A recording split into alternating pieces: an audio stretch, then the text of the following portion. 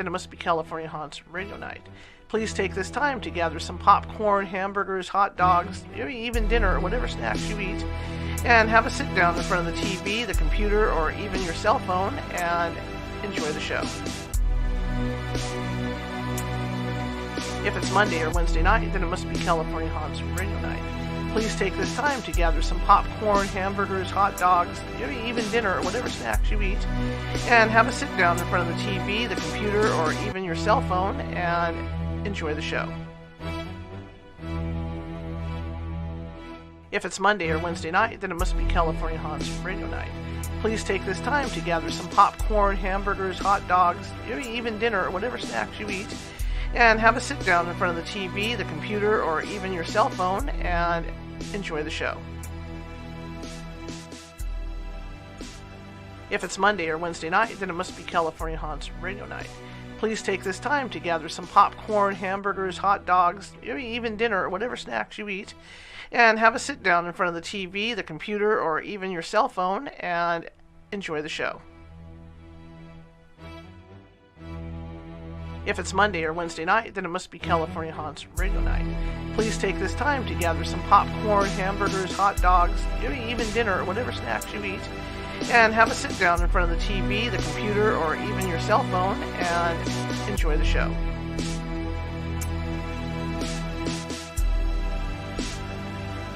If it's Monday or Wednesday night, then it must be California Haunts Radio Night. Please take this time to gather some popcorn, hamburgers, hot dogs, maybe even dinner or whatever snacks you eat, and have a sit down in front of the TV, the computer, or even your cell phone and enjoy the show. If it's Monday or Wednesday night, then it must be California Haunts Radio Night. Please take this time to gather some popcorn, hamburgers, hot dogs, maybe even dinner or whatever snacks you eat, and have a sit down in front of the TV, the computer, or even your cell phone and enjoy the show.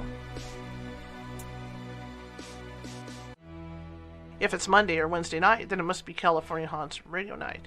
Please take this time to gather some popcorn, hamburgers, hot dogs, maybe even dinner or whatever snacks you eat, and have a sit down in front of the TV, the computer, or even your cell phone and enjoy the show. If it's Monday or Wednesday night, then it must be California Haunts Radio Night. Please take this time to gather some popcorn, hamburgers, hot dogs, maybe even dinner or whatever snacks you eat, and have a sit down in front of the TV, the computer, or even your cell phone and enjoy the show. If it's Monday or Wednesday night, then it must be California Haunts Radio Night. Please take this time to gather some popcorn, hamburgers, hot dogs, maybe even dinner or whatever snacks you eat, and have a sit down in front of the TV, the computer, or even your cell phone and enjoy the show. If it's Monday or Wednesday night, then it must be California Haunts Radio Night. Please take this time to gather some popcorn, hamburgers, hot dogs, maybe even dinner or whatever snacks you eat, and have a sit down in front of the TV, the computer, or even your cell phone and enjoy the show. If it's Monday or Wednesday night, then it must be California Haunts Radio Night. Please take this time to gather some popcorn, hamburgers, hot dogs, maybe even dinner or whatever snacks you eat, and have a sit down in front of the TV, the computer, or even your cell phone and enjoy the show. If it's Monday or Wednesday night, then it must be California Haunts Radio Night. Please take this time to gather some popcorn, hamburgers, hot dogs, maybe even dinner or whatever snacks you eat, and have a sit down in front of the TV, the computer, or even your cell phone and enjoy the show. If it's Monday or Wednesday night, then it must be California Haunts Radio Night. Please take this time to gather some popcorn, hamburgers, hot dogs, maybe even dinner or whatever snacks you eat, and have a sit down in front of the TV, the computer, or even your cell phone and enjoy the show.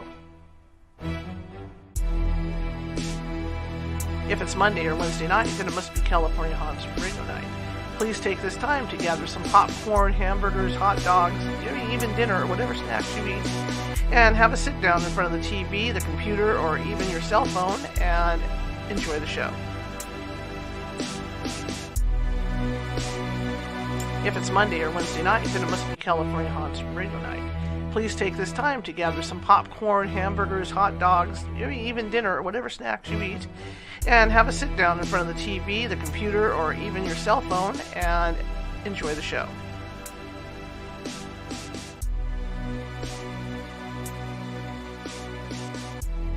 If it's Monday or Wednesday night, then it must be California Haunts Radio Night.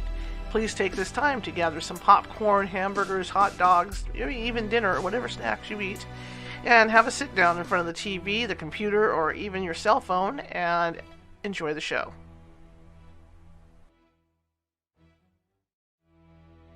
If it's Monday or Wednesday night, then it must be California Haunts Radio Night. Please take this time to gather some popcorn, hamburgers, hot dogs, maybe even dinner or whatever snacks you eat, and have a sit down in front of the TV, the computer, or even your cell phone and enjoy the show.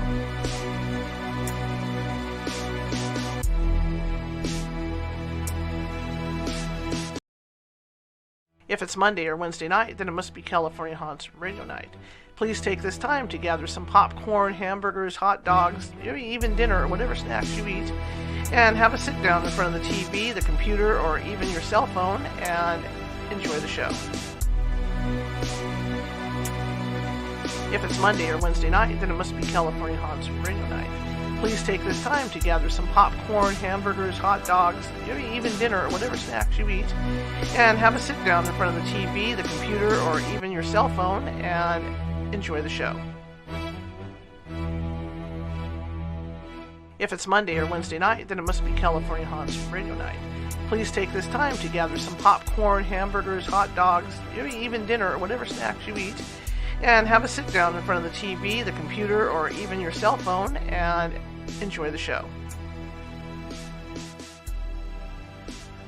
If it's Monday or Wednesday night, then it must be California Haunts Radio Night.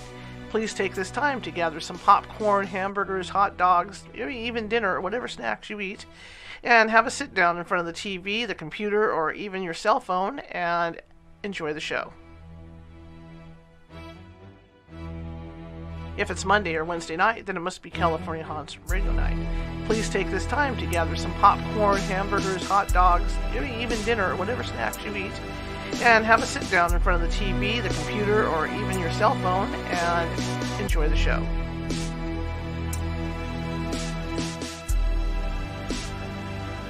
If it's Monday or Wednesday night, then it must be California Haunts Radio Night.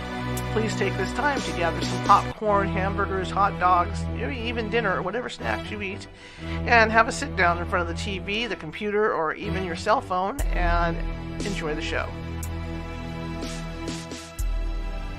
If it's Monday or Wednesday night, then it must be California Haunts Radio Night.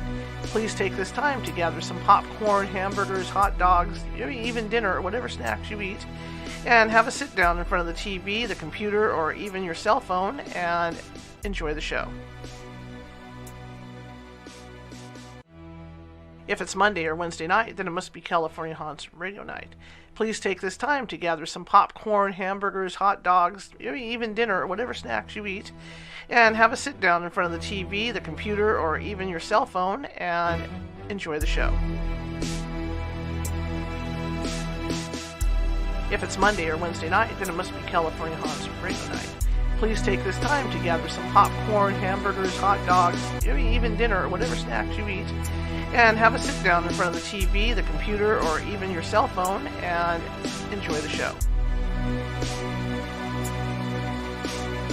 If it's Monday or Wednesday night, then it must be California Haunts Radio Night. Please take this time to gather some popcorn, hamburgers, hot dogs, maybe even dinner or whatever snacks you eat, and have a sit down in front of the TV, the computer, or even your cell phone and enjoy the show. If it's Monday or Wednesday night, then it must be California Haunts Radio Night. Please take this time to gather some popcorn, hamburgers, hot dogs, maybe even dinner or whatever snacks you eat, and have a sit down in front of the TV, the computer, or even your cell phone and enjoy the show. If it's Monday or Wednesday night, then it must be California Haunts Radio Night. Please take this time to gather some popcorn, hamburgers, hot dogs, maybe even dinner or whatever snacks you eat, and have a sit down in front of the TV, the computer, or even your cell phone and enjoy the show. If it's Monday or Wednesday night, then it must be California Haunts Radio Night. Please take this time to gather some popcorn, hamburgers, hot dogs, even dinner or whatever snacks you eat, and have a sit down in front of the TV, the computer, or even your cell phone and enjoy the show.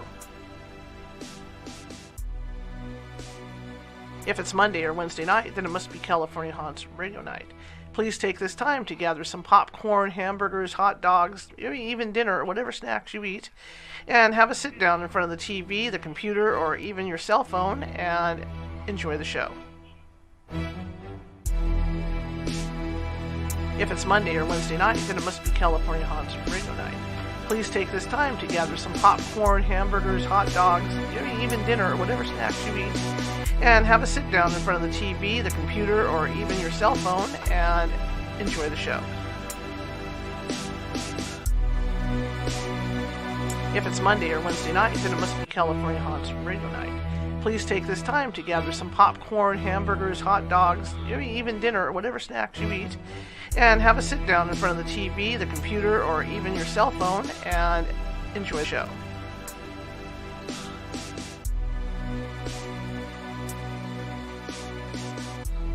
If it's Monday or Wednesday night, then it must be California Haunts Radio Night. Please take this time to gather some popcorn, hamburgers, hot dogs, even dinner or whatever snacks you eat, and have a sit down in front of the TV, the computer, or even your cell phone and enjoy the show. Well, hey, welcome guys. Welcome. Great Wednesday night, right? Yeah, it's Wednesday. I've been getting lost. I've been doing a lot of work and stuff at home. Welcome to the show. This is our second day this week to do this. I'm real excited about going 2 days a week. Let me get closer to you. There we go. Not that you guys want me right in your face or anything. How about that? But it's great to be here, and I've got a great guest lined up for tonight, Craig Webb, who's going to talk about dreaming and what relation dreams can do to influence us in our daily life and our everyday lives, and maybe inspire us to maybe write music, draw, maybe write a script for a movie, write a book. So it's going to be a good show tonight. We are the California Haunts Paranormal Investigation Team, based out of Sacramento, but actually we're based up and down the state of California, Washington, Washington State, Oregon, and we actually have a team in Hawaii. So it's kind of cool. And Nevada. And you can find us at www.californiahaunts.org. And without further ado, I want to see if Greg's available. We may not have video with him. It just may be an audio thing, so just bear with me.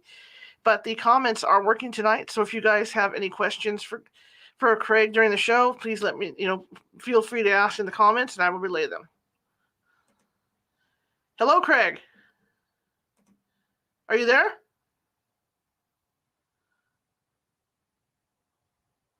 He maybe have some trouble getting on. Craig, are you there? See what I can do. Exit mic settings. No, okay. Let's give him some time to come on. He's probably having trouble getting on. Are you there? Anyway, while he's trying to get on the show, welcome back, everybody. I see my cousin Karen's in the house. Karen Elizabeth, that's my cousin. Just to let you guys know. Hopefully we'll get the show going fairly soon. I apologize for delays, but this is how it is because some people's internet isn't as good as other people's internet. I know my internet's not the best either, and hopefully he can get back in the room. But what's been going on with you guys? It's been a COVID year. We're still in COVID. I had a birthday yesterday, and it was odd because I really didn't get to go out and do anything like I normally do because obviously we're all in COVID. So it was a real quiet evening with one of my friends, and I actually ended up going out to take photos later on, and just the two of us, mask of course, and all that good stuff on, and it was just a quiet evening. But I'm all birthdayed out. She bought me a big old double fudge chocolate cake, and I had pizza, and I had to finish off the pizza today, so I feel all pizza bloated. So I'm not going to be eating any chocolate for a while and pizza for a while or anything like that. Craig's still trying to get on. I'll see if I can have him join the thing. Are you there? Hi, is my mic working this time? Yes, we got your mic. Okay, good. I don't know. I just logged back out and logged back in, so here we are. That works. Well, welcome to the show. I'm really Thank excited to talk to you you. about this Yeah, me stuff. too. Tell everybody a little bit about yourself. Well, I guess I'm a physicist here. I'm officially allowed to say I'm a recovering thinkaholic because I did during partway through my degree, I actually had a powerful near drowning. Mm-hmm. And I guess long story short is I started remembering about 10 dreams a day, ended up exploring firsthand and personally in my life first. Hey, what is this channel that I can somewhat accurately see the future or have these strange experiences of being awake in a different world, lucid dreams, and other things they didn't teach me about in physics class. So I guess I started integrating some of my heart, some of my maybe psi abilities, and then ended up at the Stanford University research, the pioneer research in lucid dreaming. And I thought that was pretty cool because it included my science training Mm-hmm. and my sort of new experience, what I now call inner science explorer, inner explorer, first person scientist in other realms. And from then on, just wanted to share some of the benefits, applications, and research more and more publicly. So it's been a life path and a calling, and it's actually been pretty fun many times. It sounds like it. Now, tell me about how you got into like doing the whole thing with the dreams, because that's absolutely fascinating. Yeah, well, I can slow it down a little bit. I just kind of told it quickly, but I got Oh, that's stuck okay. under Go for it. whitewater rafting, Okay. and I didn't really have time to gasp for air. This was when I was 21. And I had the helmet and the life jacket and everything, but it was all dirty, silty water because it was a fast moving river in the middle of fall and I guess the leaves and things. So I couldn't see and I was stuck under the raft. And I guess 5, 10 seconds in, fight and flight turned to this very strange peace and a little bit of surprise because you wouldn't normally expect to be like peaceful under a raft, stuck Mm-hmm. with no air. But there it was, a strange peace and the single thought, a simple thought, wow, I guess I'm dying. This is it. This is my. And I was just kind of, and a little surprised that it was peaceful, but otherwise, this rich, deep peace. And I'm not quite sure what the next moment was, sort of cut to next scene in my memory, but I think the raft guide probably pulled me back. I did raft the rest of the day as normal. And, I was okay, maybe coughed up a bit of water and stuff. But I ended up starting to remember 10 dreams a day out of Wow. nowhere. I wasn't really interested before that. I wasn't against it or anything, but I thought this is strange. But I started like a good little scientist, noting the data, recording them and writing them down and seeing correlations and then having lucid dreams. Oh, you mean waking life isn't the only station on the big dial? Mm-hmm. There's other places I can be awake and things that were outside my science training. So I really had to explore, I guess, two worlds, walking between worlds here at the start anyways. It was all new, the inner world, and then the scientific outer objective world, and later I managed to integrate more, but that's kind of how I got started. Interesting. Now I understand that you began studying into this as to how dreams can affect your everyday life. Is that correct? Yeah, that particularly interested me because it seemed to me that if there was so much information, the visual dreams we have, sometimes songs. You ever woken up with music or a song, Charlotte? Mm-hmm. Mm-hmm. And sometimes just body sensations or other sort of otherworldly, almost like California haunts kind of experiences, where Mm-hmm. you tune into something outside your room, but then you go and check, let's say a friend at their place or something, remote viewing, and you find out later that something pretty rare you probably never could have guessed was true or accurate, and other things like that. So I started saying, oh, okay, I guess there's some pretty cool principles I can learn and things I can start exploring more and more. And so I did. I guess bridging the two worlds of subjective and objective science is what I call it now. Interesting. So have you found that? I mean, I know. I got I got a little creepy thing. I don't even tell my family this. When I was younger, I used to have this dream where I was hiding under my dining room table, and it Oh was yeah. weird because there was this tall. I'm not going to say shadow man, but man dressed in black with a hat on that was walking around my house. And I would look up, and there were these windows at the top of the wall in my dining room. And what was strange is we never had windows there. But what was creepy about it was that maybe when I hit my late 20s, my father had the house remodeled and put siding on, and they actually put windows on that side. Wow. Interesting. And when he put him in and I walked in the house, I was just like, Double take. dang. Yeah. Oh no, where's the creepy man? Yeah. Right. Well, here's an interesting, there's some cool symbolism. We can go to the theme of the dream. But people don't always notice what I call sort of timing cues or maybe references. If like the windows are up very high and the man's very tall and all that, even though maybe it tuned into an actual later moment where your father did actually put windows. From a little kid's perspective, everything would be much higher or taller. So it sounds to me like you were sort of bridging somehow with your awareness, with your dreaming mind, somehow bridging across time because your little self could sort of see this future, but from a young, sort of short person viewpoint. That theme you might find interesting. It sounds to me, I never try to tell people exactly what their dreams mean, Sure. but I have a lot of experience, traveling in a certain land. I know the language a little bit and some of the customs. That people do see sort of strangers, sometimes sort of faceless strangers, a little more often than not men, and sort of sometimes shadowy figures. It sounds a little bit like yours, wandering around the room. Right. More often it's like the bedroom, but it could be, I guess, the dining room, living room, or sometimes outside. And then it does tie in also with sort of being hagged, which is sometimes like a demon on your chest, or what's usually called sort of sleep paralysis. Which sometimes brings UFOs and other things. So they're not necessarily always the same thing, but there seem to be pretty strong links to sort of our body falling a little bit asleep, or the big theme that hopefully all of us eventually get to in our journey here on Earth is facing the fear of death, facing something we can't see, some unknown being in the room, some part of us that will eventually, I guess, come and bring us to a greater world or something, let's say. But as a human here, and we don't have much experience with dying, at least not consciously, it's something that's scary, freaky, sometimes recurs. I just have a question for you. Do you remember roughly what age your dream went from and to for that theme? Probably starting at about 8 or 9, and then it went to about maybe 14, 15, I think. Okay. Yeah, Because well, in my probably dream, about 7 years. in my dream, I was that particular age because I was still able to get under the table, Yeah. and look up and see this guy walking around the house. It was creepy. It was creepy. Plus, I was going to add something too about your rafting accident. Uh-huh. We used to boat, and we had this real old boat.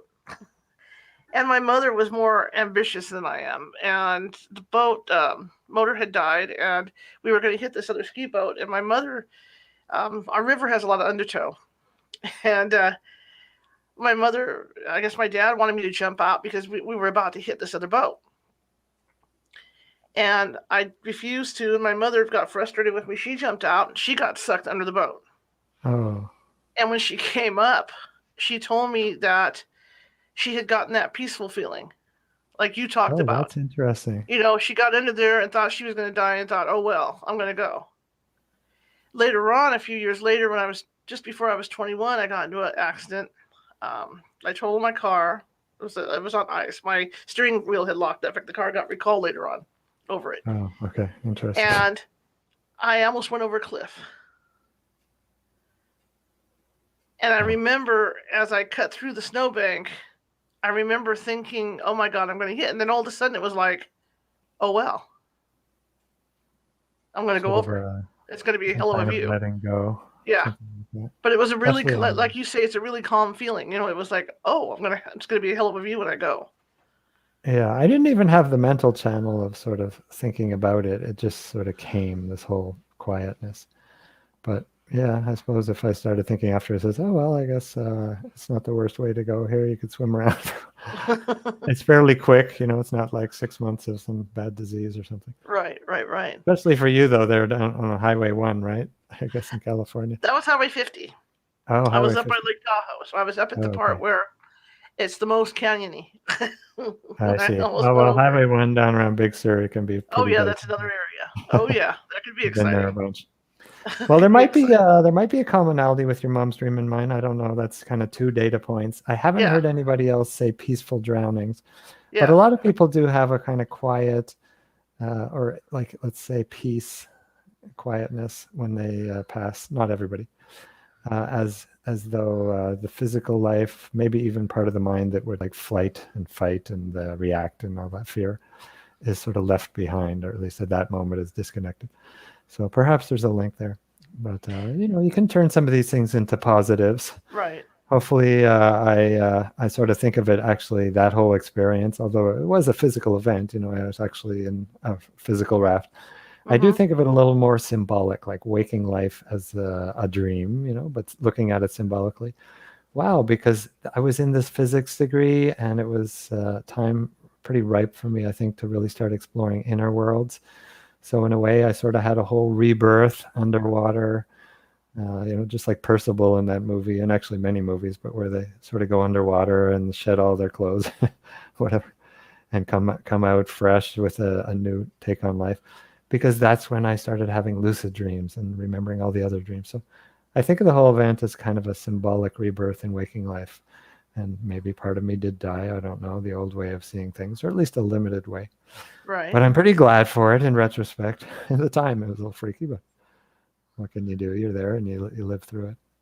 Do you think that what we do before we fall asleep at night can influence our dreams? Yeah, in lots of ways. What we're talking about, thinking about, for sure. Sort of like, I call it thought momentum, or sometimes emotional or feeling momentum. Like probably all your listeners have had an experience, or viewers, that when they watch a movie or a spooky movie, or watch a news story late at night, or even just something more peaceful, reading a certain book, or talking to a friend or something, that theme or that feeling tone usually continues into dreamland. So that's a little bit more when it's not used intentionally. On the positive side, you can certainly use it intentionally. Probably most of the listeners have slept on it when they had a problem. They decided to, I'll just sleep on it. And then you can get even a little more intentional. You actually visualize some, let's say, goal or future or result or something you want, a question you have, who knows. You kind of ask the subconscious, the dream weaver, hey, what would be the best way to get through the pandemic peacefully, which is an interesting one. Or I have this challenge, this health challenge, dear body, body wisdom or subconscious. Do you have any insights of either diagnosis or maybe just treatment? I don't necessarily have to know what it is. Like one of my clients had a really bad flu or sickness or something like that, a fever, I guess, and said, oh, no, I don't know. These things sometimes last weeks. So I said, well, wait, it won't hurt. Why don't you just check with your dreams? And don't always just ask what it means or what it is, or you can also just ask for the cure or ask for a solution or just to be healed. And that's what this person did. And then they woke up and said, wow, I'm feeling really great. I don't know if it's 100% gone, but by the next day it was. And they said, I had this very interesting dream of all these leeches oozing out of my legs and my pores and all this. And I couldn't tell you what it means really, but probably something that's not ideal, sucking my energy. A leech is leaving me. And so here we are. And I think I healed something there just by a simple request. And,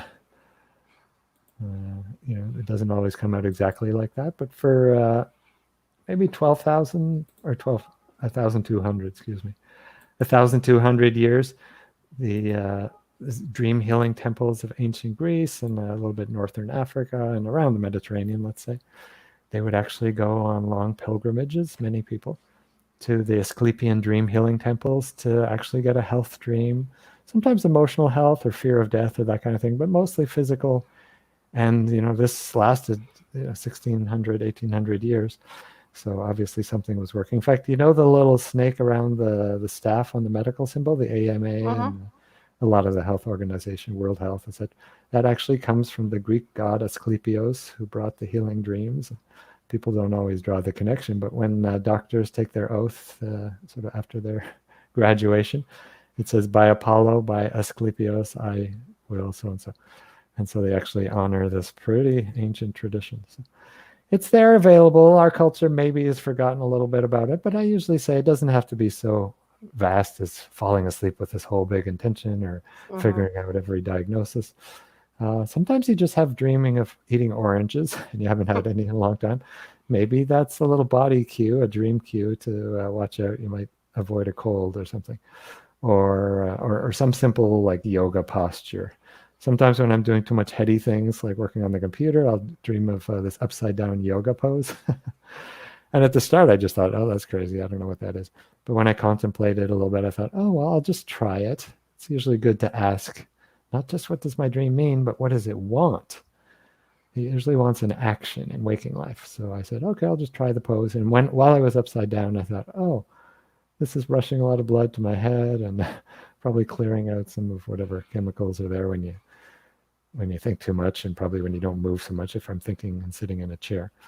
So it's interesting how you can have simple little things that actually sort of prevent, and preventative medicine is probably the best one. But you can certainly ask and have intentions. Have you ever done any creative incubation? They call it incubation when you kind of dream on a topic for an I haven't. answer or a problem solving or something. I do meditation, so no, I can honestly say I've never done, dreamed with any intention like that.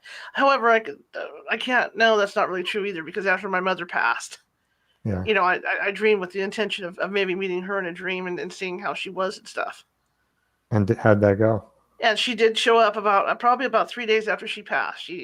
I saw her sitting on her love seat where she always sat watching TV. Oh, beautiful. To And let she me know seemed that, hey, I'm still well. here. I'm still here. I'm okay. I'm watching TV. I'm still watching our shows. That kind Oh, of good. thing. Yeah, yeah, right. I'm out of you have to tune into a different station now to meet me in dreams. Yeah. But physically, I'm not there, but I'm healthy, I'm well, etc. Yeah, there's an interesting timing with contacting deceased. Usually if people are tuned in and want to. Sometimes if we want it too hard, that can limit it a little bit, like sort of pulling a person back from their journey to the next realm. But there seems to be about a roughly 9 to 12 months sort of period. I don't know if it's an adjustment period or what exactly, like when you move to a new country, let's say. You have to sort of set up shop, etc., set up your new home. That there seems to be a little bit of a lull in contact. That's statistically. Some people, they never sort of lose touch, and others actually don't get in touch for quite some time. Usually the not getting in touch when we really want to, just if the listeners are interested, that often means there's a bit of emotional letting go or clearing, or maybe there's some anger or something, and just work on self a little bit, and usually that opens a doorway. So I know it's an important thing, and people really do want to see loved ones, and not just their family, sometimes pets, simple pets, and it doesn't have to even be family. It can sometimes be, hey, I'd love to get insights from Mark Twain on my writing, my book, or you can sort of tune into a personage who's a little more well-known, and they don't have to be alive. Well, as a paranormal investigator, when we talk to people, after a loved one has died, we say pretty much the same thing that you're saying there, is that, sometimes it takes longer for some people to have the vision, and sometimes it's a shorter time. It just depends on if they're ready or not. Like you say, that baggage is there, or there's something that they just have to recover from before they can, deal with seeing that the deceased loved one. Yeah. There's sometimes clearing, but there is statistically, and this is over like many people, research was done, a sort of waiting, a low period of 6 to 12 months, let's say about 9 months, where sort of like, hey, don't contact me, I'm trying to adjust, and then I'll come back and visit you with my new, once I'm grounded in the next world. I don't know if grounded's the best word. Once I'm ethereized in my new land, I'll reach out back to you and I'll show you I'm good. And maybe usually when the deceased come, to just know if it's an authentic visit or more of a worry, concern, or sort of not being able to let go kind of dream, they'll often bring guidance. And they usually, the deceased usually appears a little bit younger, fresh, looking very sort of vibrant. But there'll almost always be a guidance or an insight or a little advice of some sort. They like to help the waking. And it's usually pretty important. It gets a few extra asterisks. That's usually a pretty important thing to somehow act on. And sometimes it's super clear, like don't go out with this person, or that business deal is going to turn out to be a dud, or something very, very clear. But other times it's a little more, I guess, symbolic, and we have to work with it a bit or watch our other dreams for more hints. But it's usually very important to actually spend time with, because that person that being, let's say, took a little bit of energy, a little bit of, I don't know what it is, like soul points or something, to come across the veil and visit us. So we have callers. Is that a caller? That is one of my text messages coming. People should know better than to do this, but they do it anyway. It shows. It's Okay. like a thing with them. Sorry about that. That's fine. Maybe that's like a symbol of a deceased when they ring our bell at night That's in right. That's the dreams. whole thing from what was it? Wonderful Life, right? Oh, Angel I getting didn't the see wings it. and all that. Oh, okay. Great. Yeah. When Yeah. you talk about being able to, like you say, you were able to write your dreams down and stuff. Can you prepare yourself, your mindset before you go to sleep, so that you can remember those dreams, or is it just something that you learn over time? Both. Usually it's a bit of an unlearning.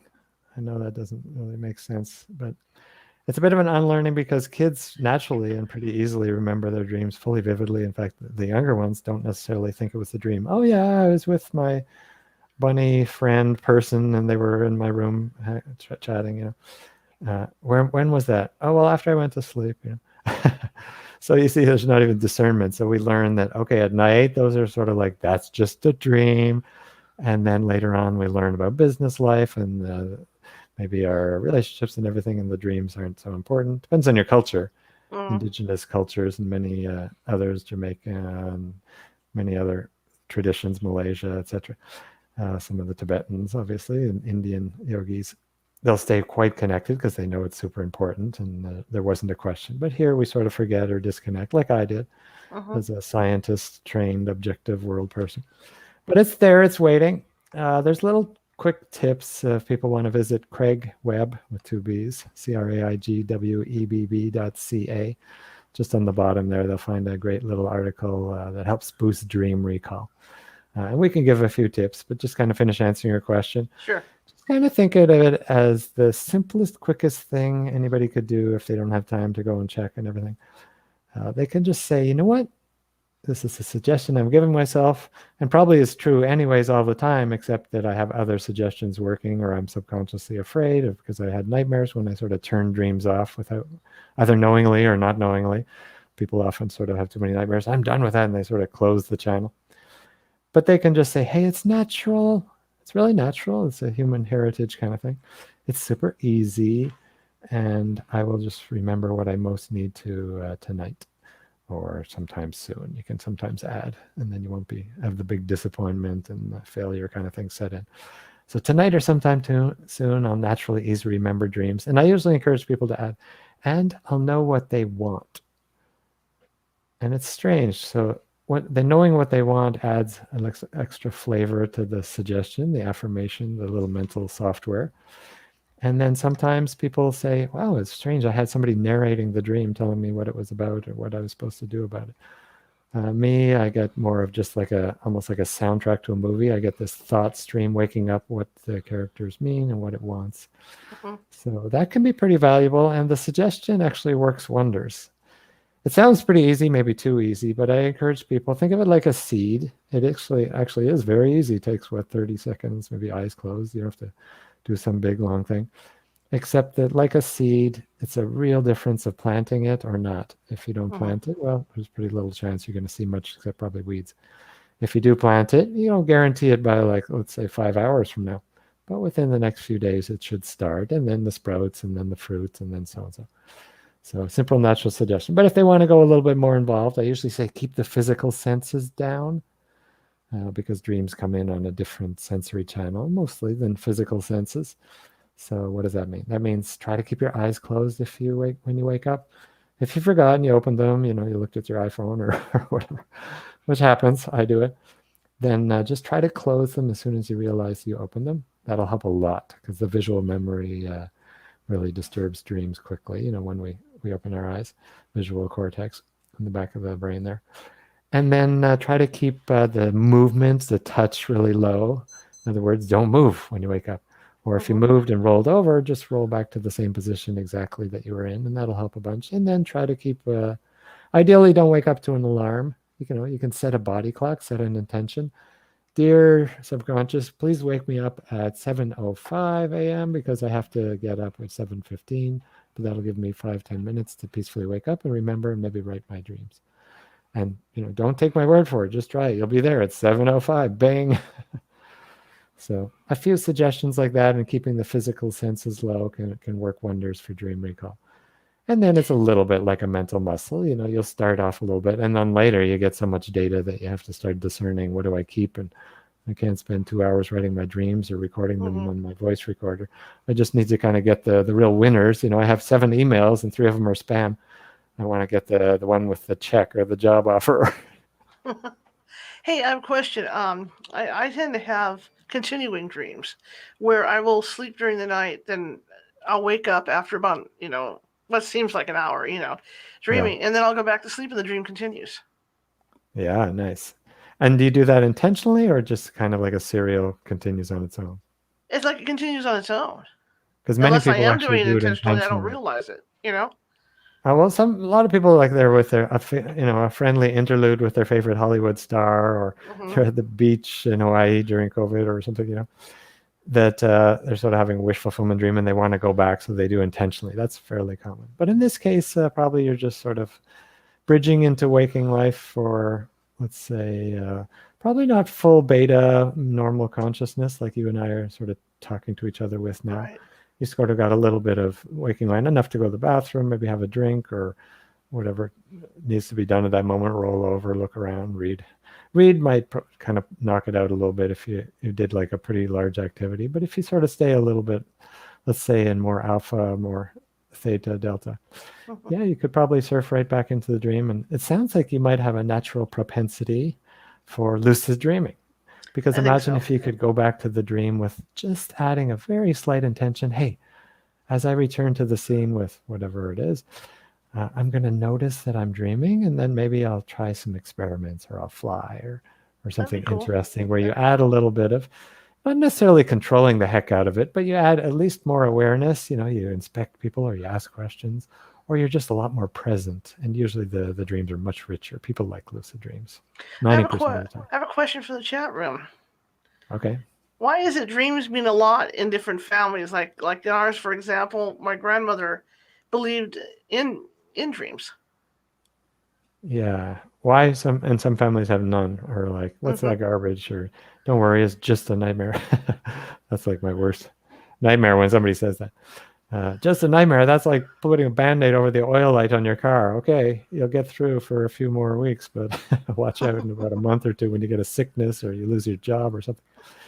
So watch out for the nightmares. But I would say probably traditions. Sometimes it's actually sort of your cultural lineage. I've seen that quite a bit. So if there's like Native American in there, or maybe different countries, cultures, anyways, that have more connection, trust, respect, interest, that would probably help a bunch. Sometimes there might be something like what I call almost emotional genetics. It's not quite like in your full physical genes that you're going to be a perfect dreamer because your mother and her mother was, and so on. Hmm. But it might be in the sort of belief system they passed along, and the openness, and the sort of sort of they call thinner boundaries. They're able to kind of tune into, let's say, that world. That might be sort of an emotional genetic passed on. So that could be there too.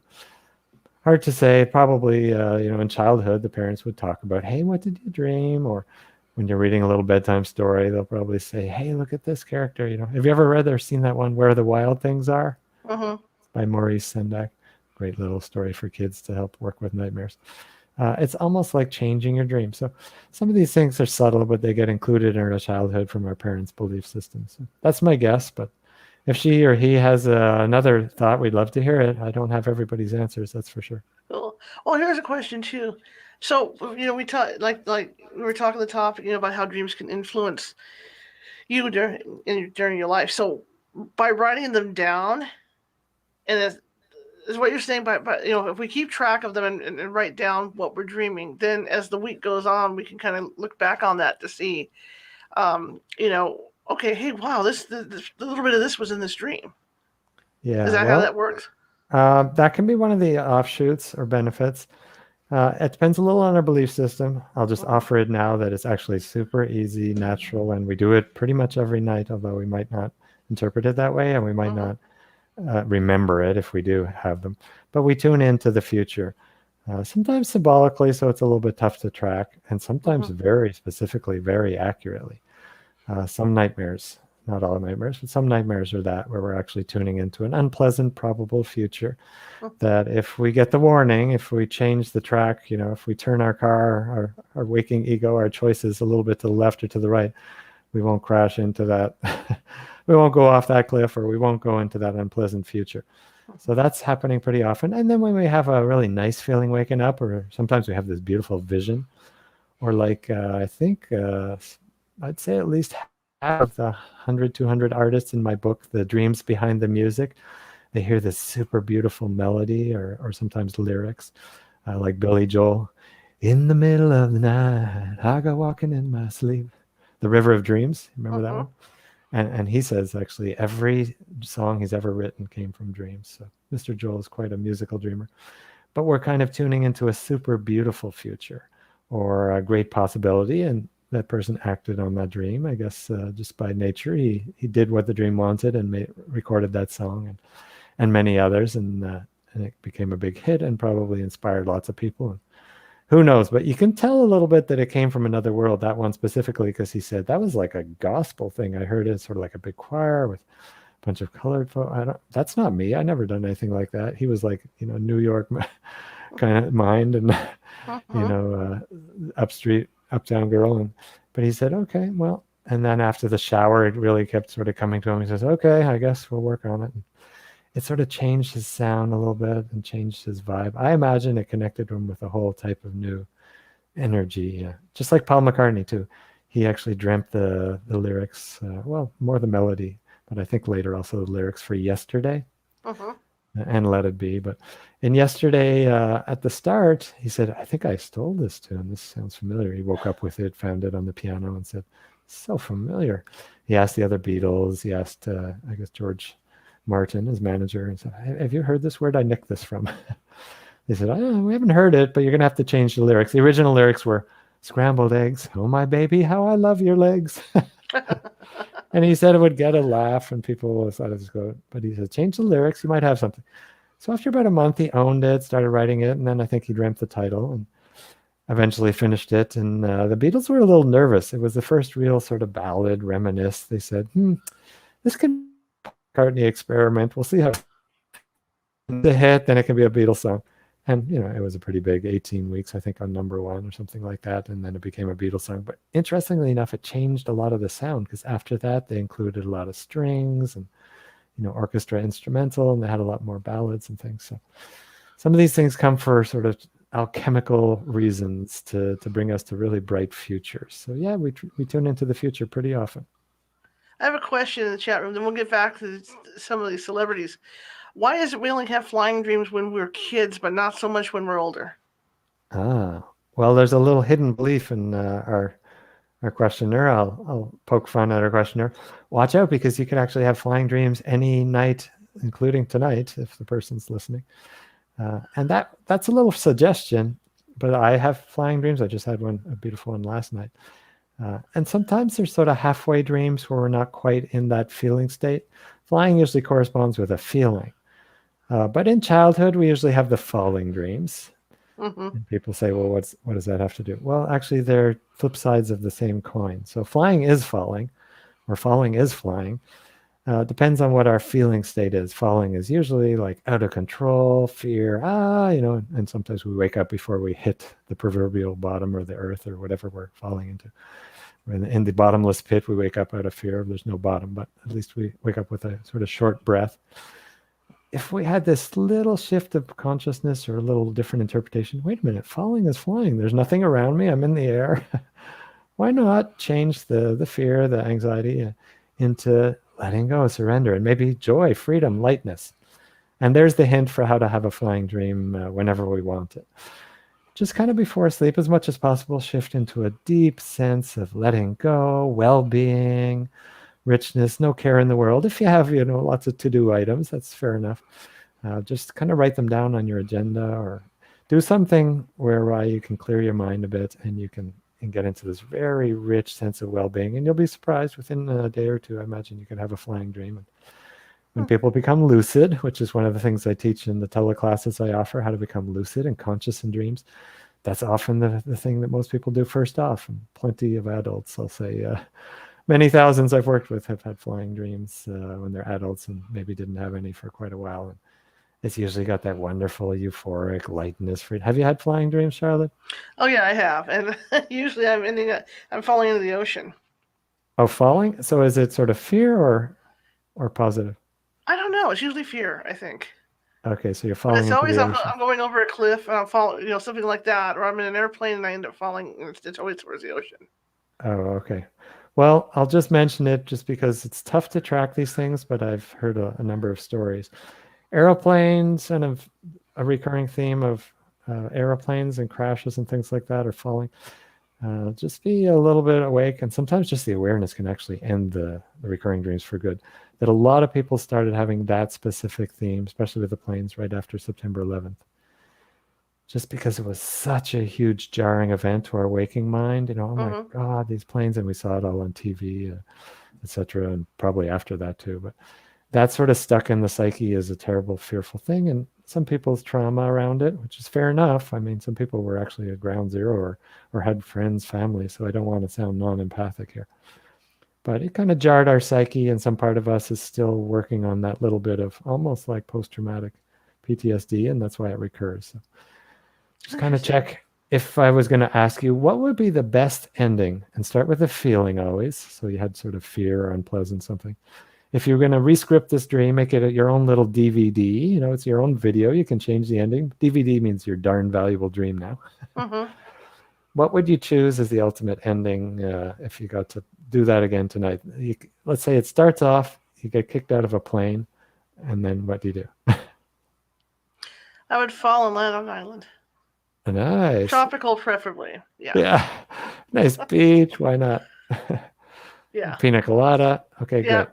Yeah. That sounds very close to with Jennifer Love Hewitt, who you probably recognize, our ghost whisperer character, who she would actually have the falling, terrifying dreams, but then she's learned and chose, kind of became a little more aware, I guess, possibly lucid. I don't think necessarily fully lucid, but she said, I would land now on clouds, bouncy clouds, and then slowly float down gently and peacefully to the earth instead of falling out of control, crash, burn, So just that little recognition, but practice it, I'd say, for our caller, and also maybe for you, Charlotte, if you're interested.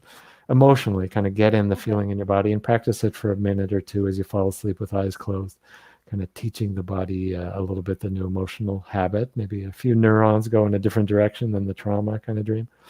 And your dreams will pick it up right there. They'll say, oh, yeah, cool. Sounds good. Let's try that. Hey, I have a question, too. I've been thinking about this. Because we talk about our relatives that can come in our dreams and send us messages. What about past lives? Did you think past lives can influence your dreams too? Absolutely. In fact, it becomes a larger sort of discussion of, I guess, frameworks of thinking, but I call it sort of physics or maybe metaphysics. But for me, I actually track the actual physics of a lot of these principles of probabilities or parallel universes. I know some of the listeners are probably a little more familiar with the parallel universe phrase, but just think of every time we make probably a significant choice, maybe even the smaller ones, we kind of bridge or split into different probable world. And it's pretty hard to tell. We just live our life and do our choices, but some part of us might have taken the path where we didn't get married, or the path where we did take that job, or whatever other choices we didn't make as the memory that we have in our life. And that part of us will have a whole different, but you can certainly reach out to that probable self, the part of you who didn't make the exact choices you made. I have quite a few times.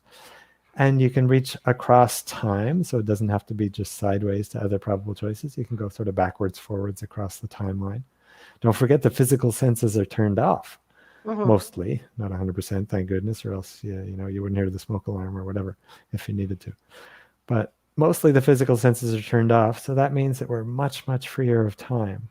That's how we can dream the future, and so we could tune into past lives and future lives also.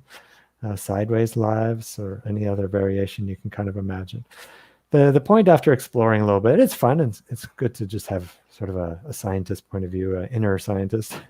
I call it dream art scientist, explorer perspective, first off. But then afterwards, okay, how could I benefit, I guess, myself or others in waking life, or at least bring a richer, more interesting feeling in the dream, which is probably going to benefit the different parts of me across time, my different lives, my different probable selves.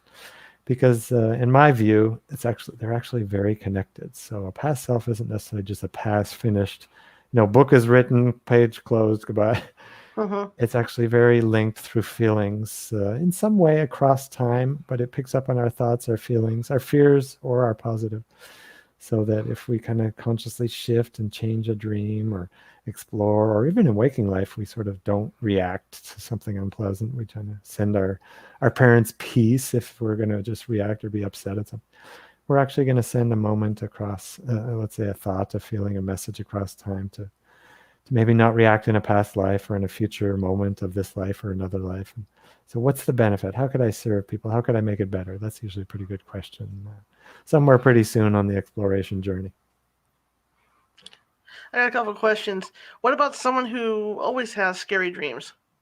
Oh, yeah. Well, check out, you can actually have a direct link to nightmares.info. That's the website that I put up. It's one of the articles I wrote quite a while ago, but people really like it. And actually, it has a lot of the most common worldwide nightmare themes there. The falling one that we talked about, or being chased. That's a pretty common one. Or the evil presence in the room is on there, or car out of control, which I think you sort of had both of those there, Charlotte. Yeah. And maybe about a half dozen others. And it has the sort of the archetypal solution or the best scenario if you were going to shift that dream. So nightmares.info, and then it'll also explain why people might have it. Often it's because we have some trauma. That's not 100%. Sometimes it's a warning dream, and we have to kind of get the message, not just heal the past. Of, this is a warning and it's recurring because it's super important. Otherwise, you might make something really terrible and you might get a terrible sickness, something really bad. So follow the warning. Either way, it's really good to kind of listen to it and see what was going on, a little bit of self-empathy, and then see, is there an action item that I could take? And that'll be a little bit more dependent on the person and the dream and whatever. Usually the dream shifts a little bit, especially if we put our attention on it. We try to work with it. There's some exercises in that dream to do that. In that article, excuse me. But it'll shift a little bit, and we can often turn nightmares into the positive gifts they're meant to be, actually fairly quickly. In the teleclasses I offer, if people want to check out applieddreaming.com with 2 D's in the middle there, Applied Dreaming. I offer classes, and one of the first things that people have, and I only learned this after years of starting to lead these. Week 1, week 2 of the 10-week journey, people would always almost have this nightmare or very upsetting dream or kind of grotesque dream. One person, I told them, hey, watch out, you probably have a nightmare on the first week, because I was learning. One person, I don't want to have a nightmare, that's terrible. I said, okay, well, you can shift it a little bit. So they said, okay, I want to have a happy nightmare. I said, okay, that sounds good. And so they had a Rocky Horror kind of fun, interesting sort of film dream. But usually the nightmares are coming with a strong message. So you'll see the title of the article there at nightmares.info. Nightmares? Lucky you. And lucky if we get the message. If we don't do anything about it, then unlucky. What does it mean if you're dreaming that you're crawling in small spaces? Oh, that one's in there. Okay. It's probably tied with stuck out of, not able to move, stuck in jello. Sometimes it's can't speak. There's sort of variations on a theme. Where you might ask a question, this isn't one size fits all, because I like to interpret a dreamer, not just a dream. But it sounds to me like that's kind of that theme. Hey, how can I kind of relax a little bit, explore, be at peace with wherever I'm sort of stuck in my life?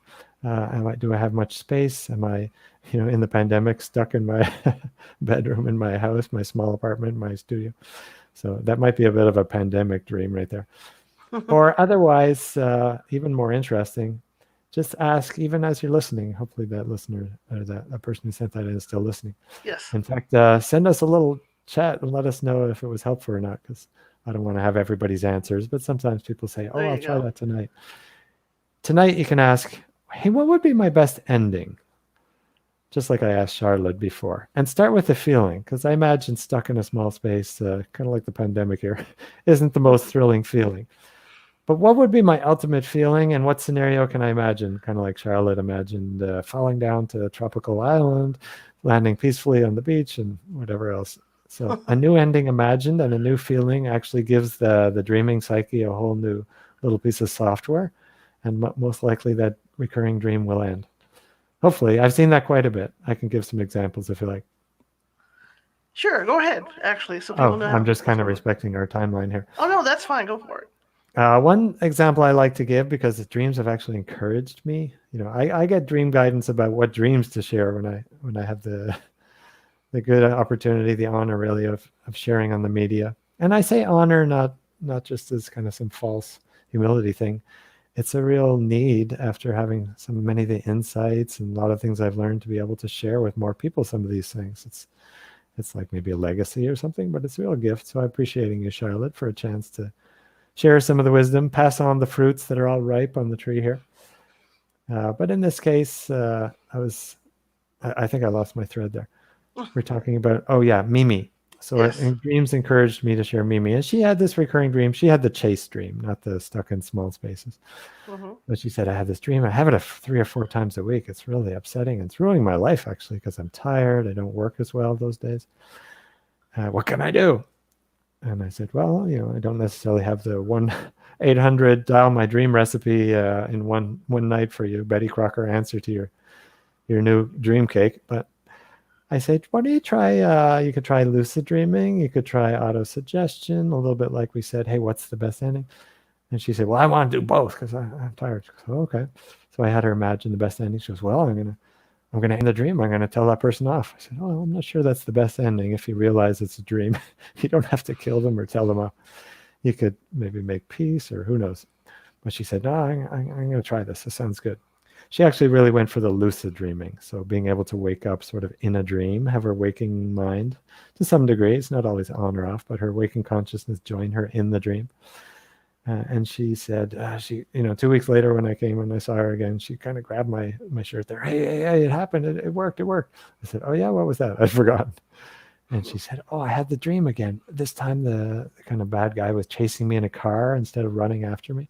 So that was a little bit new, but I saw him in the rear view mirror and it was the same person. I was like, So I was driving and I pulled into a parking lot and whipped open the door and started running on foot. And then it was so close to that dream that you had me imagine where I was just being chased. It was the same feeling.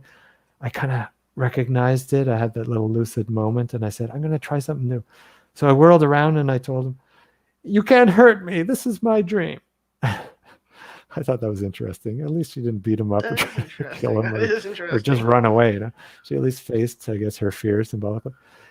And she said it was very strange because he said, hurt you? What do you mean hurt you? And she saw that he had beautiful, loving eyes and he looked very friendly. He said, I've been running after you this whole time just to tell you I love you. But you've been running, so I've been chasing you. And she says, what? He says, that's true, I'm telling you. And so he kind of took her hands and I guess the perfect Jungian integration kind of symbolism here.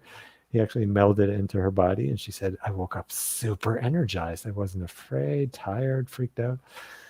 What's more interesting is that feeling kind of left me really energized at work. And I started noticing this week a very interesting thing, almost like I got some kind of emotional lesson from that dream. Maybe I changed a few neurons and neuronal pathways.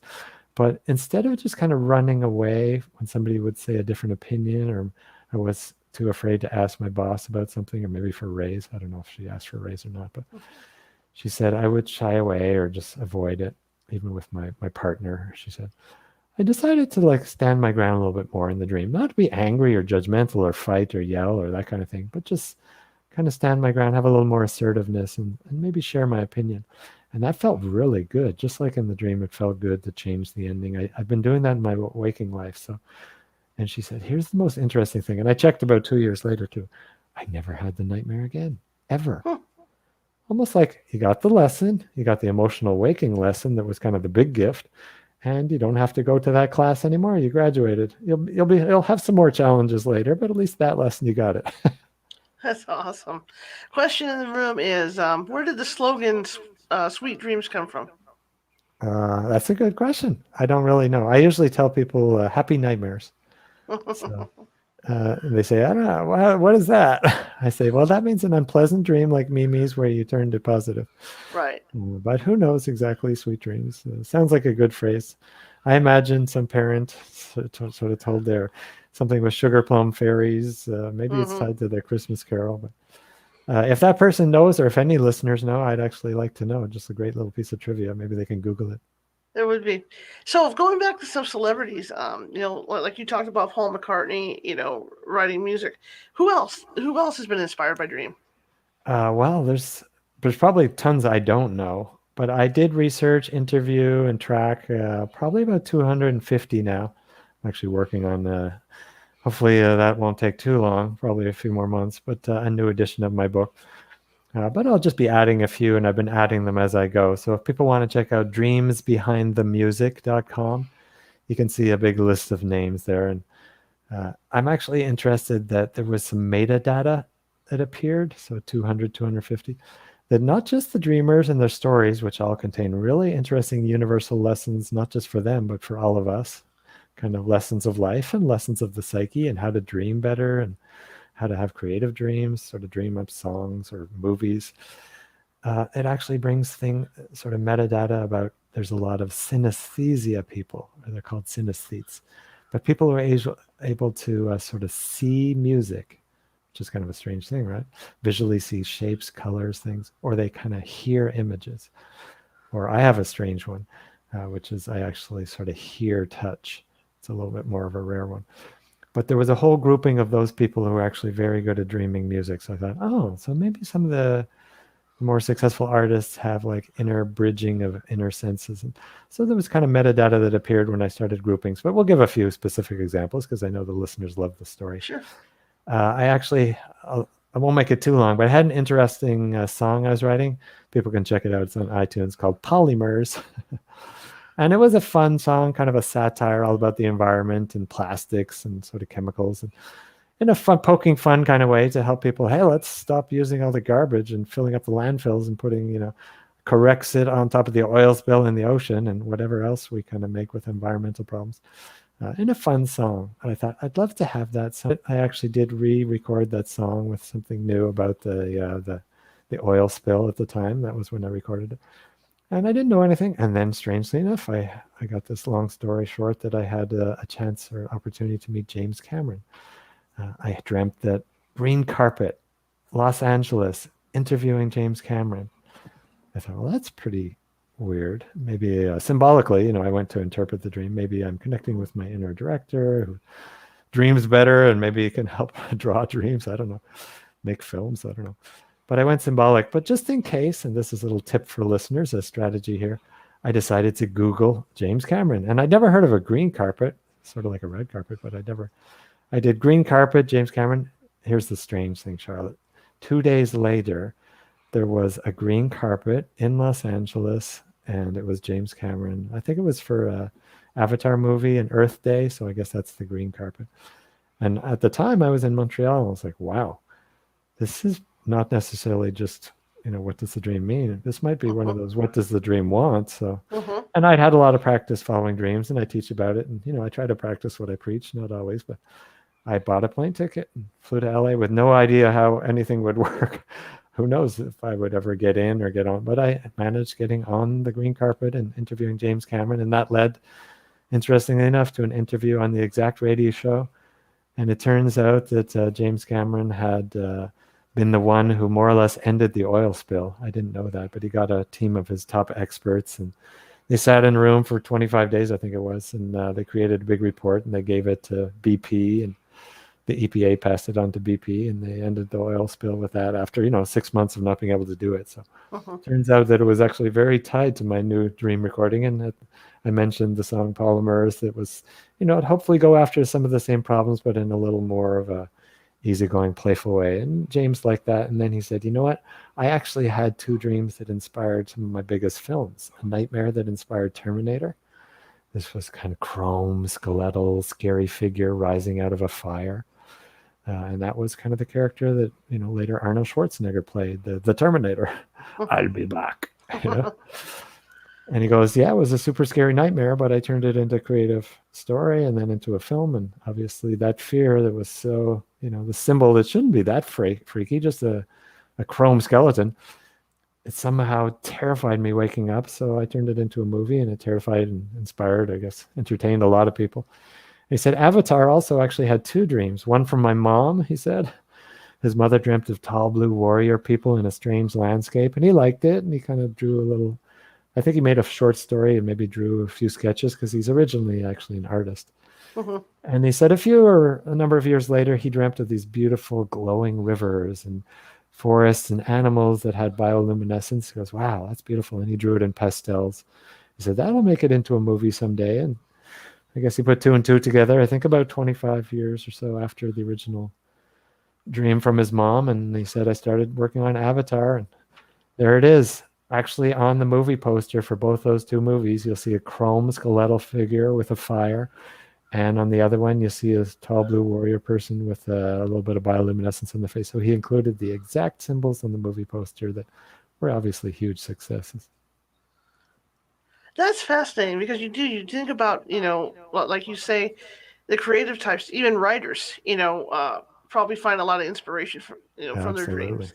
Look at Stephen King. I mean, he must have nightmares constantly Yeah, to come yeah. up with the stuff Stephen he comes King up with. he's recorded having dreams. I forget the specific ones. I could probably Google them, but he does dream. I remember one of the dreams he describes the dreams that he says he kind of goes to some very deep space and he pulls up a fish from a deep level of like the ocean of subconscious. He says it's not always exactly the same when it comes to the surface. In other words, he recalls the dream. He said the fish might have not survived the journey or might look like something else, but I know it has these very strong feelings or archetypal, and that's what I put into my movie. I'm trying to remember one of his novels, rather. I'm trying to remember the name of it. It, I think, was one of them, but there was another one. Anyway, so he dreams a few. There's actually quite a few writers who will dream it. Another one is Sophie's Choice. I forget the name of the author right now. That was a really big one. Robert Louis Stevenson, Dr. Jekyll and Mr. Hyde. That actually became sort of a screenplay, I think. And there's a lot of filmmakers who do it. There's certainly tons of musical artists. That's who I kind of focus on in the book. Beatles' two biggest hits came from dreams. Sting's biggest hit. Sting's actually a big, I call it a rock and roll shaman. He calls it the shamanic art of songwriting, where he kind of sort of stays in a liminal, half-awake state and tunes in. But every breath you take, number one best song Grammy came from dreams, and many of his others. So he's kind of one of them. And then there's quite a few others. I mean, if you name a musician, I could probably tell you their dream that was as far as Stevie Wonder has an interesting one that I think you'll like, because the haunting. We can go to there's a whole chapter in there about contacts with the deceased, or the deceased who usually come and bring songs. I'll have to read it. That's going to be a great book. Sounds great. Thank you. Yeah, thanks for the feedback. Well, I think Stevie Wonder was an interesting one because he said, I don't usually follow that stuff too much. But my mom passed away. I think her name was Beulah or something close to that. And people don't know that actually Stevie's mom helped write some of his big hits, Signed, Sealed, Delivered, and some of the others. And he said, when my mom passed, that was probably the most important person in my life. Fair enough. And he said, I wanted to grieve. So I told my manager and I guess his agent, his tour booker, whoever, his peeps, could you guys remove some of my engagements? I really need a year off and just kind of spend time. And so they said, okay, we understand. And, it wasn't great after the whole tour was booked, but they did. It was a big thing. And then about a week later, he calls up, ring, ring.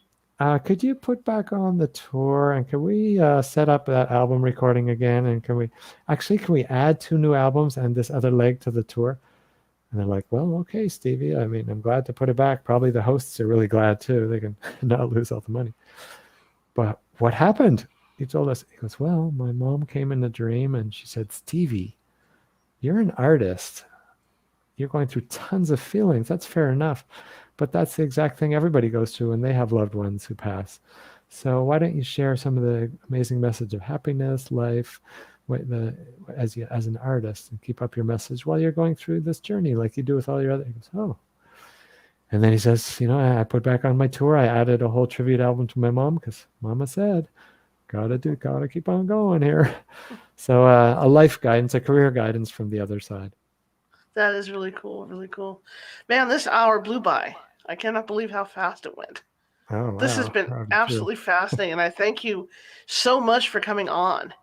You're so welcome. We barely just scratched the surface here. Oh my gosh, I would love to have you on again. Oh, well, I'd love to. We'll just give a little hint. California Dreaming, which ties with your show name there, That's actually it. came from a dream there. So if people are going through the hard winter, just know that the mamas and papas felt it and they made a whole song about it. And that anybody can use the same principles. If you want to check out, there's lots of free info online, or if you liked my book, Dreams Behind the Music, or if you're really into it and you want to learn lucid dreaming with a team of excited explorers, check out applydreaming.com and we'll see if it's a fit to get you on an upcoming journey. And it sounds like I might be back on California Haunts here sometime. Yeah. How can people get your book? Oh, Dreams Behind the Music is the website. They can read a little bit about it, just make sure it's a fit, or they can go directly to Amazon and just check out Craig Sim Webb. It's my kind of full name there. And Dreams Behind the Music is the name of the book. And I keep the price low. It did take me 4,000 hours of writing, actually with the rewrites and the additions now, probably 5,000. Lots of interviews and all footnotes for anybody who thinks it's out there stuff. Every story is tracked with a specific reference, who said it, when, what article. 760 footnotes, which probably took about 1,000 of the hours. But it's at Amazon, and then I think it could actually jumpstart a lot of the people's dreams, because you can sort of use it as a practice. Read a few of the little artist stories each night as suggestions as you fall asleep. Wow, I mean, I could contact with my deceased, and they could give me a new creative idea or solve a problem. Or like Bono, he dreamt up 2 huge collaborations. I'll leave that as a little cliffhanger for our next show there, Charlotte. But Fabulous. 2 monstrous collaborations with other artists, and he actually dreamt very psychic things that came true, and then they ended up working together and things. So you can have all kinds of inner gifts. Like we have an inner Skype, or inner clairvoyance, or inner remote viewing. It's all available from the Dream channel, and hopefully that the book and some of the other work that's free online, including the Dream Recall tips at craigwebb.ca, that can get people launched and going. And maybe they'll write in their dreams next time we're on here. Fantastic. All right. Well, like I said, I'm going to definitely have you on again if you're willing to do it, because this was fantastic, and I really appreciate it.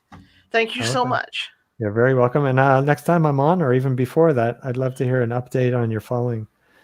If you're coming out of a plane, I want to hear what happens, even if it's not a tropical island. But a new ending would be beautiful. That would be great for me, yeah.